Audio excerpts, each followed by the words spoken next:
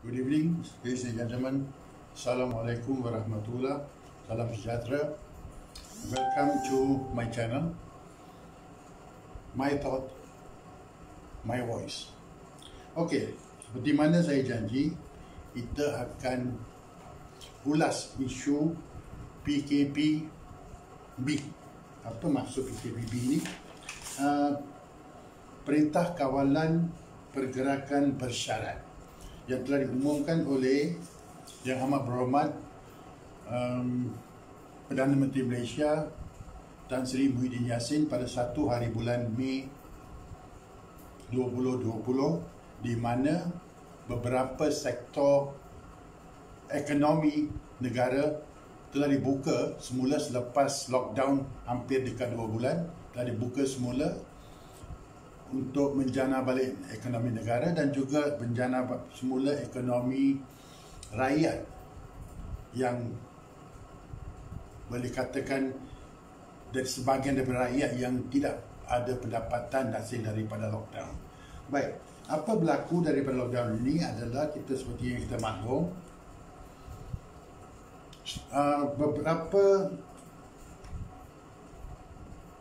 dalam gazet yang digazetkan pada 3 hari bulan Mei 2020, PKPB ini tidak menyatakan sektor mana yang akan buka semula selepas lockdown. Dia hanya menyatakan sektor-sektor yang tidak boleh, dinyatakan sebagai aktiviti-aktiviti terlarang. Okey. Dan aktiviti terlarang itu adalah, saya akan bacakan daripada gazet ni. Akta hiburan, aktiviti hiburan, riadah, rekreasi yang boleh menyebabkan ramai orang berhimpun. Aktiviti yang berhubungan dengan perayaan keagamaan, kebudayaan dan kesenian yang boleh menyebabkan ramai orang berhimpun. Aktiviti perniagaan yang boleh menyebabkan ramai orang berhimpun. Aktiviti di penginapan berpusat pekerja, hostel dan asrama pekerja yang boleh menyebabkan ramai orang berhimpun. Menyedang pakaian, penggunaan bilik acu di kedai pakaian, mencuba aksesoris fashion di kedai yang menyediakan sampel menguji kosmetik di kedai, perkhidmatan di kedai gunting rambut dan salon kecantikan, penggambaran filem, drama, dokumentari dan iklan tidak termasuk live boleh. Aktiviti kapal persiaran, perkhidmatan pelancongan dan perkhidmatan di premis penginapan di bawah Akta Industri Pelancongan 1992, Akta 482, aktiviti pemasangan dan penyelenggaraan jentera, lift, eskalator, dandang dan lain-lain, dan kren menara di tapak bina secara berkumpulan yang boleh menyebabkan berlakunya perhimpunan, peperiksaan teori dan amali pembedil peletupan bagi industri pelombongan dan pengeluarian, pensijilan bagi agri komoditi, aktiviti industri perkhidmatan kewangan dan perbankan yang melibatkan urus niaga jualan dan pemasaran bukan di dalam premis institusi kewangan dan bank atau di tempat awam. Aktiviti komersial yang melibatkan urus niaga jualan dan pemasaran bukan di dalam premis perniagaan atau di tempat awam, tidak termasuk perniagaan makanan di medan selera, pusat penjaja, gerai makan, trak makanan dan seumpamanya. 13 aktiviti yang dilarang dalam PKPB. Okey, dilarang. Selain daripada itu, semua dibenarkan. Dah halal sekarang, boleh, no problem. Tapi jadi masalah di sini sebab apabila terdapat beberapa buah negeri yang tidak mahu ikut apa yang dibenarkan melalui PKPB. Saya akan sebut PKPB daripada sebut all over. PKPB. Okey. Siapa mereka? Sabah. Sabah kata, Sabah mengekalkan pelaksanaan Perintah Kawalan Pergerakan PKP tahap 4 yang akan berakhir pada 12 Mei ini. Sarawak. Keputusan di bawah 3 fasa terakhir PKP akan dikekalkan sehingga kajian kerajaan negeri mengenai implikasi pembukaan semula kegiatan ekonomi selesai. Okey. Kerajaan di Kedah, kerajaan negeri akan memperhalusi syarat dan garis panduan PKPB dan kelonggaran akan diteliti bagi memastikan ia sesuai mengikut keperluan negeri ini. Kelantan, Kerajaan Kelantan akan memperhalusi garis panduan PKPB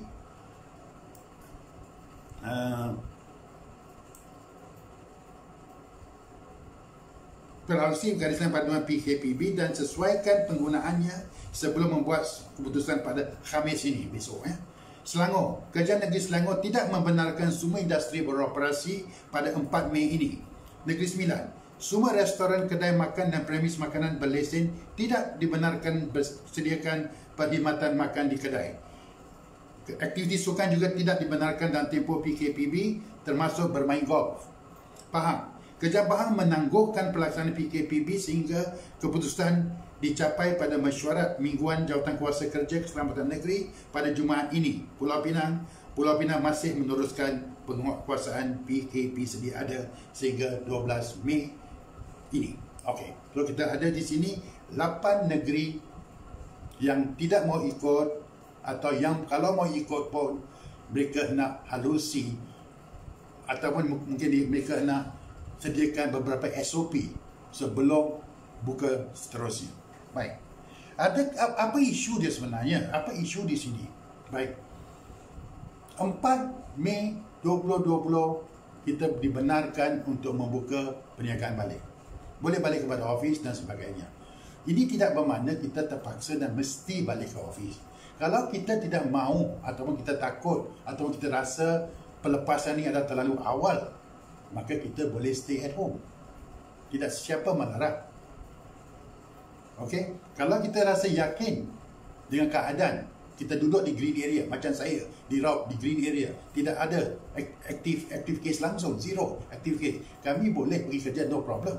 There shouldn't be a problem. So kita boleh kerja, tapi kita jaga kita punya SOP. Macam siang tadi saya pergi ke office, saya bersihkan office, saya spray sanitizer, saya spray disinfectant, saya sediakan hand sanitizer untuk customer atau klien yang akan datang office. Saya adakan satu tanda di mana mereka tidak boleh masuk lebih daripada itu sebelum suhu diambil, dicatatkan suhu mereka, alamat mereka, phone number mereka, supaya kalau mereka sakit kita boleh jejak mereka. Kita lakukan semua ni untuk kepentingan kita dan untuk kepentingan staff dan juga orang ramai. Itu hakikatnya, itu kita nak buat. Tapi mengapa mereka larang? Adakah larangan ini dibenarkan? Mereka nak balik kepada PKP 4 ya. PKP 4, tahap 4 yang patutnya bertamat pada 12 Mei. So they want to go there. Now, isunya sini sebenarnya kalau kita lihat pada akta warta kerjaan yang telah wartakan PKPB ini, di bawah peraturan 13 dikatakan the prevention and control, dan saya baca yang maksud saya itu ini ada kan? Okey. Baik. Dikata sini, peraturan-peraturan pencegahan dan pengawalan penyakit berjangkit, langkah-langkah di dalam kawasan tempatan jangkitan nombor 4. Okey, nombor 4 2020 adalah dengan ini dibatalkan. Meaning there is no longer PKP 4. Telah dibatalkan, dimansuhkan. It does not exist anymore. This has overridden, ini telah mengambil alih, superseded PKP 4. So PKPB sekarang ini merupakan peraturan-peraturan yang mengikat pada masa ini, bukan PKP 3 atau PKP 4. PKP 4 telah supersede PKP 3, PKP 3 telah supersede PKP 2 dan sebagainya ke bawah. So now this is the latest. Latest kata kita boleh balik kerja sebab kita nak jana balik ekonomi kerjaan, kita nak jana balik ke ekonomi persendirian selepas almost 2 bulan kita lockdown. So 8 negeri kata no, kita tidak mau follow. Adakah mereka dibenarkan? Apa kata undang-undang berkenaan dengan berkenaan dengan PKP B ini? Baik. Our starting point will be, of course, at Article 80. Article 80 of the Federal Constitution. Okay. Di sini ada pengasingan kuasa negeri dan kuasa persekutuan. Okey, baik. Untuk maksud live hari ini, saya tidak bercadang untuk rujuk kepada banyak section, banyak artikel, banyak pasal untuk, dan at the end of the day kelirukan all those who are online saya tak mahu kelirukan mereka. Saya akan go as simple as possible supaya kita semua faham. Okey. Artikel 80 dalam kurungan 2, dia kata apa? Dia kata, the executive authority of the federation, okay? Authority eksekutif di persekutuan federal, does not extend to any matter enumerated in the state list. Apa yang dinyatakan dalam state list, federal tidak ada bidang kuasa. Apa di dalam state list, kita akan rujuk sebentar lagi. Okay, except insofar as provided under articles 93 to 95. So 93-95 does not apply to kita punya situasi ini. So saya tidak akan rujuk pada artikel 34, 93, 94 dan 95. No, kita tidak rujuk. Nor to any matters enumerated in the concurrent list. Juga tidak boleh dalam concurrent list. List yang di mana kuasa negeri dan kuasa federal adalah secara sesama. That's not. Okay, provided for federal law so far. Okay, kita berhenti di situ. Federal kuasa ke atas state list dan federal tidak ada kuasa atas concurrent list. Apa itu ni state list? Okay, kita tengok state list. State list, okay, ini federal list, kita tak payah federal list, kita pergi ke state list. State list dalam perlembagaan persekutuan sebenarnya dia ada semua sekali 12 perkara untuk Semenanjung dan 1, 2, 3, 4, 5, 6, 7 untuk Sabah dan Sarawak. So Sabah dan Sarawak kita tidak, we don't look at it at the moment. Kita look at state list perlembagaan untuk persekutuan. Okey, banyak ni, saya tidak mau baca. Saya akan just pick the big issue ya. Alright. Nombor 1, berkenaan dengan succession, testate or intestate, berkenaan dengan pewarisan dan sebagainya. Okey. Pewarisan berkenaan dengan Islamic law. So, not relevant. Okey, berkenaan dengan tanah, tuan rumah dengan penyewa, pendaftaran hak milik dan sebagainya, tak relevan untuk kita dalam isu ni. Reserve Melayu in the states of Sabah dan di Sabah Sarawak, tanah adat, tak relevan. Permit dan lesen berkenaan dengan pelombongan dan sebagainya, tak relevan. Pengambilan tanah, tak relevan. Pindah milik tanah, gadai tanah, memberi pajakan tanah, okey, dan sebagainya, dan beri hak laluan, easement, tidak relevan. Okey, semua tidak relevan. Okey. Alright. So di dalam kita ni ada lagi, tapi saya tidak mau baca. Kita tidak mau waste our time going through all these 17-18 items. Tapi yang hakikatnya di dalam state list tidak ada satu pun isu ataupun butiran yang ada kaitan dengan isu di dalam tangan. Isu berkenaan dengan what they call this penyakit, wabak dan sebagainya. Alright. So state list is not an issue. Sekarang kita pergi pada concurrent list. Concurrent list pula ada 18 item berkenaan dengan scholarship, social welfare, protection of wild animals, animal husbandry, town and country planning, vagrancy and internal hawkers. Okay, yang ini penting. Nombor 7, butiran 7, public health, sanitation, excluding sanitation of the federal capital and the prevention of diseases. Bermakna di sini federal level tidak boleh masuk campur sebab dia adalah hak milik hak sesama. Concurrent, dia ada concurrent powers di mana federal dengan state boleh bekerjasama. Okay? Tapi di sini we got a problem. We got a problem di sini.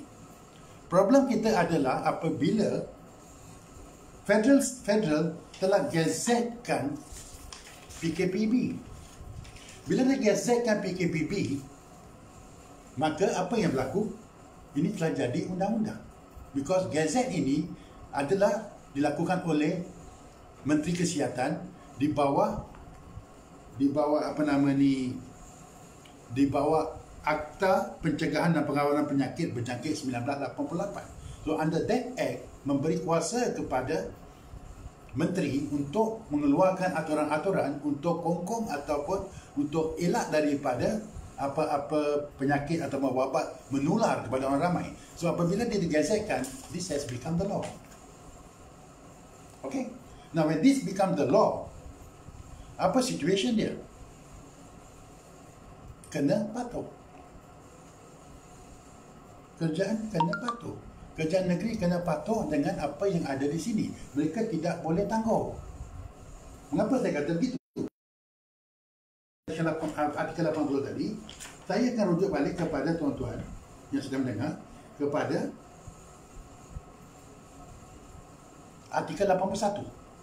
Artikel 81 Perlembagaan kata dengan jelas, ya, the executive authority of a state shall be so exercised dalam menjalankan tugas-tugas eksekutif negeri. Dia kata to ensure compliance with any federal law applying to that state. Okay? Dia kena mematuhi segala undang-undang persekutuan yang melibatkan negeri tersebut. Okay? Alright.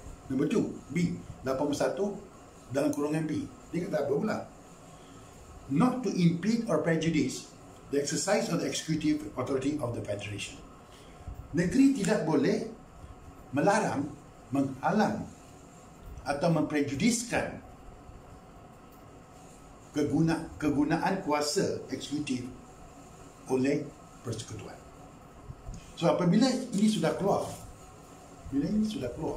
sudah digazetkan pada 3 bulan Mei 2020, sorry, maka negeri tidak boleh menghalang daripada ianya dilaksanakan di seluruh Malaysia. Jadi Sabah, Sarawak dan sebagainya, kalau mereka Sabah, Sarawak, Kelantan, Kedah dan all these 8 state, kalau mereka mau sedikit masa untuk meneliti, bukan meneliti untuk menolak, tapi meneliti untuk letak untuk apa ni, untuk set dia punya SOP, then it's okay. Then it's okay, no problem. Kita boleh benarkan mungkin sehari dua, because orang ramai pun bukan balik ke office malam. Mereka pun masih perlukan masa. Saya pun macam saya kata tak balik ke office malam. Saya pun perlukan masa untuk persediaan untuk pembukaan balik. Jadi it's not immediate. Kita boleh tangguh 2-3 hari sebelum masuk. Dan masa kita tangguh balik kepada pejabat kita, apa nama ni, negeri boleh bersidang untuk set dia punya SOP macam mana cara kita nak laksanakan, bukan cara mana kita nak menolak Federal Gazette ni. Okay? Dia kena cari cara bagaimana mereka nak sediakan SOP dia agar PKPB ini boleh dilaksanakan dengan teratur. Okay? Contoh kita ambil Kelantan. Dia mau berbincang pada hari Khamis ini. Begitu juga dengan Pahang. Mereka mau want to discuss perkara ini pada Jumaat. Hari ini sudah berapa hari bulan? Hari ini sudah 5 hari bulan. It's Wednesday, 5 hari bulan. So by the time they discuss on the weekend, dan bila dilaksanakan dengan SOP dia, PKP 4 sudah pun lupus. PKP 4 sudah tidak wujud lagi. Sudah dimansuhkan sudah tidak wujud. But then, sudah tidak ada guna lagi sebab PKP 4 akan tamat minggu depan. So, apa gunanya kita nak berbincang? Patutnya dia bincang pada hari Isnin dan SOP dia let go pada hari Selasa supaya orang ramai boleh gunakan SOP untuk bekerja. But they didn't do that. Okay? Mereka ada yang tolak secara in total, ada yang mau tolak tapi mau bincang dulu sebelum mereka tolak atau dilaksanakan. So that is the issue here, which is very bad. Okay, PUA 136/2020 telah diwartakan pada 3 Mei 2020 dan oleh itu telah pun jadi undang-undang yang sah di negara ini. Okay, so apa boleh laku? Apa yang boleh berlaku? Dalam keadaan daripada, macam saya kata tadi, pada pendapat saya, ini adalah pendapat saya, mungkin saya salah, boleh sangkal saya, tapi saya telah baca banyak artikel-artikel yang ditulis oleh lecturers dan oleh pakar-pakar perlembagaan dan juga beberapa rakan-rakan terpelajar saya yang jadi peguam. Mereka setuju dengan cara ini dan saya setuju dengan cara ini. Ada juga rakan-rakan terpelajar saya yang sebenarnya mengatakan bahawa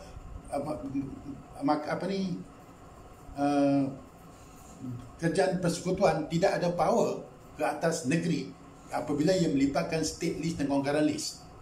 No, I don't agree. I beg to differ. Okey, kenapa saya kata begitu? Sebab balik kita pada artikel 82 tadi.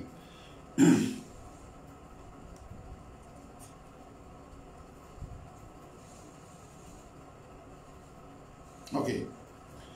Dia kata macam ni, okey. Tadi kita baca kerap jalan saja kan. Jadi kita baca the executive authority of the federation does not extend to matters in the state list. Kita dah baca tadi. Okey. And in the does not apply to the concurrent list. Kita dah baca tadi. Okey. So far as the federal or state confers, okey ya, ini yang penting. And so far as federal or state confers executive authority on the federation with respect to any matters enumerated in the concurrent list, it may do so to the exclusion of the executive authority of the state. Okey, dia kata, 82 kata, memang state list, federal tak boleh masuk campur. Concurrent list pun tidak boleh masuk campur. Tapi ada tapi dia kan. Okey. Insofar as federal or state law confers executive authority on the federation with respect to any matter enumerated in the concurrent list, it may do so at the exclusion of the state. Jadi apabila kuasa diberi kepada federation untuk melakukan sesuatu perkara dalam concurrent list, federal boleh lakukannya tanpa merujuk kepada state. Exactly what the federal has done on the 1st of May. Okay? Dia telah lakukan perkara ini tanpa merujuk kepada negeri dan lakukan the exclusion of the state. Bermaknanya dia masih lagi di dalam kerangka artikel 80 dalam kurungan 2. Dan oleh itu di bawah artikel 81 state tidak ada pilihan selain daripada mematuhi segala apa yang ada di dalam PKPB.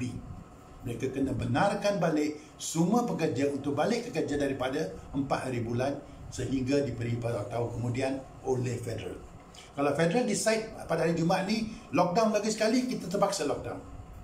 Tapi selagi PKP4 ini berkuasa, state tidak ada sebarang authority untuk menghalang sesiapa saja untuk pergi kerja, sesiapa saja untuk naik kereta dan sebagainya, dengan syarat dia mengikutkan SOP dan di dalam kerangka perintah PUA PKPB yang baru digazetkan ini. Okey. Now, contoh, saya bagi satu contoh. Apa yang Datuk Seri Muhammad Azmin Ali kata semalam.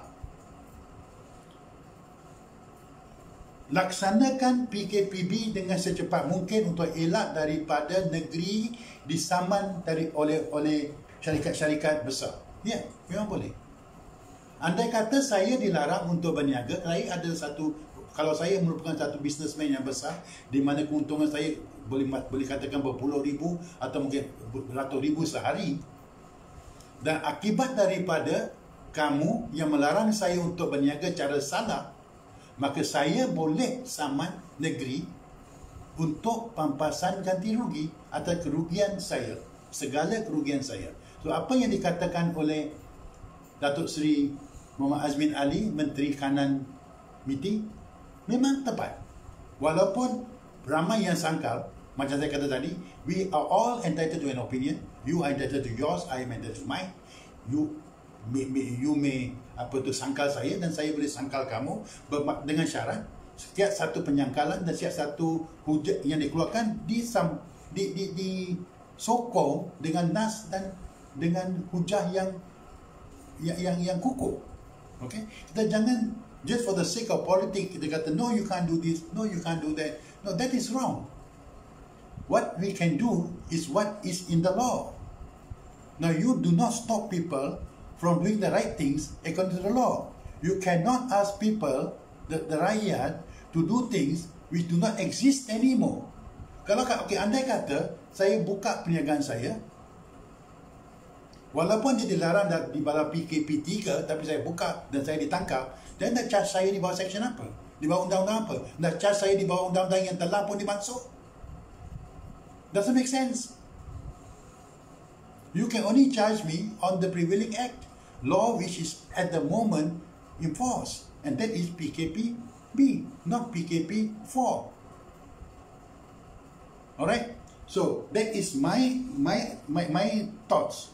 That is my opinion as to apa yang berlaku di dalam PKP B, dan keengganan dari di atas, bukan keengganan lah, I wouldn't say keengganan, I would say bahawa cadangan untuk menangguh pelaksanaan PKP B untuk beri masa, untuk meneliti dan sebagainya oleh 8 buah negeri ini adalah salah.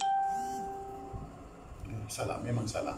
So on that score, I'm saying that I think the 8 states should immediately enforce or what they call this, benarkan rakyat masing-masing untuk teruskan dengan apa yang dicadangkan.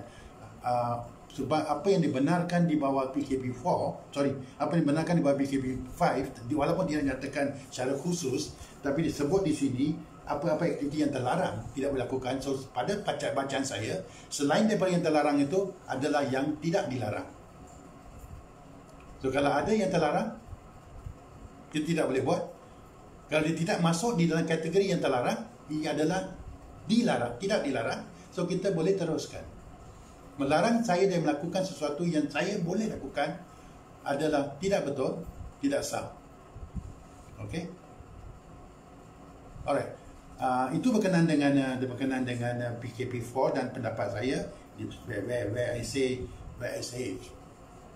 I differ, saya menyimpang daripada pendapat rakan-rakan saya, dan saya juga ada yang bersetuju dengan rakan-rakan saya, dan that is what law is all about, where we kita raih pendapat-pendapat yang bertentangan.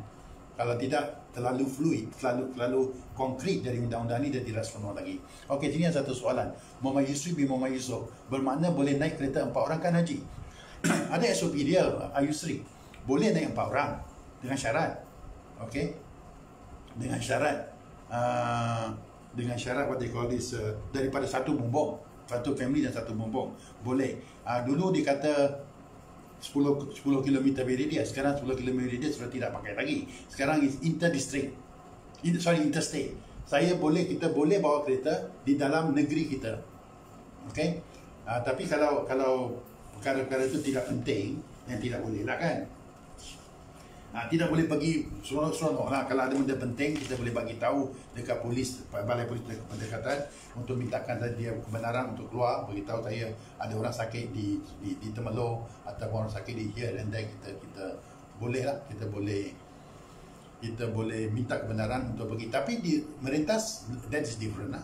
Itu tidak, masih lagi terkawal, masih dalam kawalan. Kita tidak boleh pergi daripada Pahang ke Negeri Sembilan, masih tidak boleh, tapi di dalam tempat ini boleh. Okey. Roslan Ahmad, Tuan Lawyer Abdullah, minta ulas tentang 4X Menteri PH yang ini bukan kita tidak berbincang pasal isu ini, Roslan. Okey, mungkin satu hari kemudian lah kita akan ulas perkara itu juga. Tapi hari ini kita bercakap pasal PKPB ini, kita khususkan di area itulah, dan jangan nanti kita confuse, kita sendiri confuse, kita pergi tajuk by tajuk. Okey, sorry apa tadi Roslan Ahmad, sorry ya. Saya tidak bercadang untuk mengupas isu itu sebab saya pun tidak bersedia, saya pun tidak ada fakta-fakta dia. Kalau nanti saya bagi jawapan yang salah, nanti saya pula kena saman. Okey. Alright. Ada apa-apa, tolong share benda ni, dan tolong apa nama ni, kita boleh. Alright, dah setengah jam kita online. Saya selalu akan limitkan saya punya video ni kepada setengah jam lah. Saya tidak suka bercakap banyak sebab saya faham rakyat Malaysia ni kebanyakannya kalau benda tu panjang dia boring. Dia tak mau dengar. So kita kena bagi dia short and sesi supaya dia tangkap isu-isu dia. Alright. So ada apa lagi soalan daripada mana-mana penonton yang sedang melihat? I can try to answer.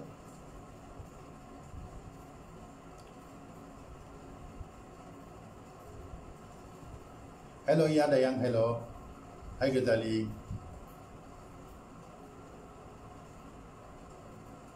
Okey, kalau tidak ada apa-apa soalan lagi, saya akan tamatkan perbincangan kita hari ini. Hai Zaitun Osman, how are you? Datuk Zaitun Osman tu is anak saudara. Ada siapa-siapa nak tanya apa-apa soalan? Saya bagi masa dalam seminit dua. Boleh tutup. Okey, tak ada ya, rasa tak ada lah ya. Cuma dah faham dah, benda ni mudah sebenarnya. Oleh itu saya ucapkan terima kasih kerana bersama saya pada hari ini. InsyaAllah dalam masa yang terdekat ini saya akan cuba ulas beberapa perkara lagi.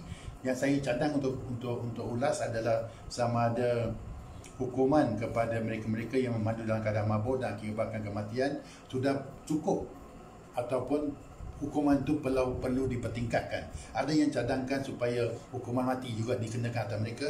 Ada yang cadangkan macam-macam lah. Gitulah. Okey, bermakna PKP 4 dah jadi absolute kan Haji? Ya betul. Dia tu usually according to sini dalam akta ni dia kata peraturan-peraturan pencegahan dan pengawalan penyakit menjangkit langkah-langkah dalam kawasan tempat jangkitan nombor 4 lah. PKP 4 2020 adalah dibatalkan. Tidak ada lagi. There's no more PKP 4. Bermaknanya apa yang dilarang dalam PKP 4 tu, kalau benda tu tidak diulang dalam ini yang baru ni, maka perkara-perkara tu boleh kita lakukan. Okey. Okey. Hai Uncle, I'm fine. Saya kerja di Penang. Kilang memang dapat boleh RMT. So okey, no problem Johari. Dia dapat pergi kerja lah. Saya rasa Penang tak larang kan. Penang kata carry on. Ya ke? Penang kata apa? Penang kata Pulau Pinang masih meneruskan penguasaan PKP sedia ada hingga 12 Mei. Tak boleh lah. Dia kata tak boleh lah. Bermaknanya ni kalau contoh kalau you ditangkap oleh penguasa Pulau Pinang, ditangkap kerana melanggar PKP 4 dan kita terpaksa lawan lah. Kita dapatkan satu lawyer untuk lawan mengatakan apa salah saya? Adakah saya perlu mematuhi undang-undang yang dah obsolete? Dia ada lagi. Macam mana saya nak patuh undang-undang yang tak wujud? Okey. Johari, gaji dah potong 50%, nak ulang interstate for pergi kerja. Interstate for pergi kerja. Adakah orang pergi kerja interstate? Melainkan ada tugas lah, macam saya pergi lah interstate sebab kadang-kadang saya terpaksa pergi ke Mahkamah Pulau Pinang, saya terpaksa pergi Mahkamah Temelloh, interstate itu within state, Mahkamah Shah Alam, Mahkamah Kuala Lumpur. Tapi kalau bekerja biasa saya rasa jarang, melainkan sales and all that where you have to go, dan insyaAllah saya rasa tak ada masalah. Tak ada masalah untuk go interstate provided you dapatkan permission daripada pihak polis lah, bagi tahu dekat dia orang that you want to keluar, just to be safe lah. Kita walaupun kita kata PKP 4 dah tidak lagi ada, tapi kita tidak mau menyusahkan orang bila kita kena tangkap dan terpaksa bawa pergi court, bayar duit jamin, duduk riman sehari dua dan sebagainya. Menyusahkan. Itu saja menyusahkan. So best thing is to jumpa polis. Tapi macam saya, insyaAllah besok lusa saya akan buka tapping office. Saya dah pergi buat persediaan awal. Saya akan carry on, tengok macam mana. Walaupun pada Jumaat ini baru Pahang nak bertemu, ada bermesyuarat untuk set order awal. Saya dah set saya punya SOP sendiri dan saya punya staff pun dah ada datang tadi. They feel should be alright. Dia kata dia akan start, dia nak datang kerja. So alhamdulillah kita akan kerja. Okay, so ada apa-apa lagi? Ya, thanks Zaitun. Thanks for watching.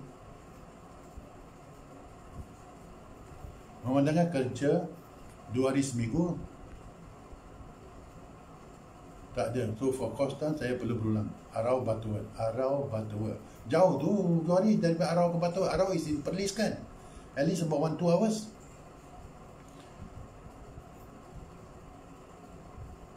Oh jauh. 2 kali seminggu saja ya dia bagi. Itu masa PKP 2 kali seminggu. Saya rasa itu under PKP 3, PKP 4 every Tuesday and Thursday. Okay, benda tu dah tidak ada lagi dah, tidak berkuasa. So you must talk to your HR dalam you punya tempat tu lah. Bagi tahu dekat dia that Isnin dan no more enforce. So macam mana, ataupun dia nak ikut state Penang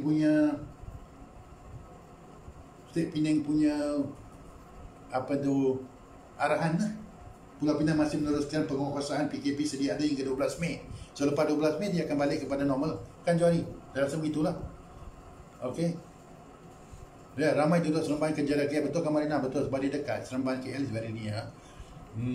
So dia kena lah cari satu mekanisme yang boleh apa ni, menyenangkan dia untuk travel lah. Dia kena jumpa dengan polis untuk dapatkan. Okay, anything else?